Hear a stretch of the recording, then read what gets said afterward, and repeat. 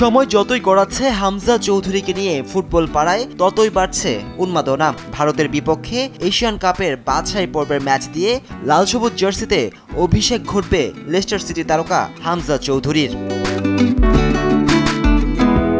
জাতীয় দলের জার্সিতে এমন বৈশ্বিক তারকাকে পাওয়ার আশায় আনন্দিত দেশের ফুটবলের পোস্টার বয় জামাল ভুঁইয়া। জামালের সাথে বেশ মিলে যায় হামজার বিষয়টিও। হামজা যেখানে বেড়ে উঠেছেন ইংল্যান্ডের ফুটবল পরিবেশে, সেখানে জামালের বেড়ে উঠা ছিল ইউরোপের আরেক দেশ ডেনমার্কে। দুজনেই খেলেন আবার একই পজিশনে। বাংলাদেশের ফুটবলকে এগিয়ে নিতে আরো বেশি হামজার প্রয়োজনীয়তার কথা তুলে ধরেন জামাল। না, এটা বাংলাদেশের জন্য একটা বিশাল বড় জিনিস, কারণ উনি সবচেয়ে হাইয়েস্ট লেভেল খেলতেছে, প্রিমিয়ার লিগে খেলতেছে। সো হামজা আরও 3-4টা থাকলে তাহলে দেশের জন্য ভালো না। সো হামজা আসলে এটা একটা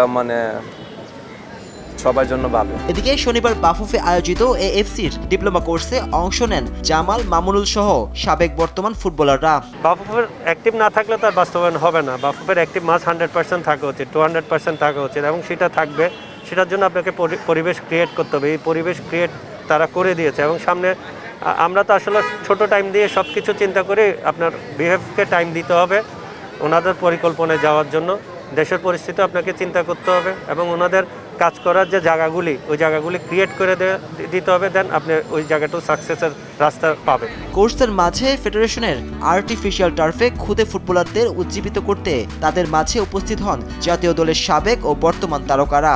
সেখানে তরুণদের সুযোগ হয় এসব ফুটবলারদের সাথে এক ফ্রেমে নিজেদের ধরে রাখার।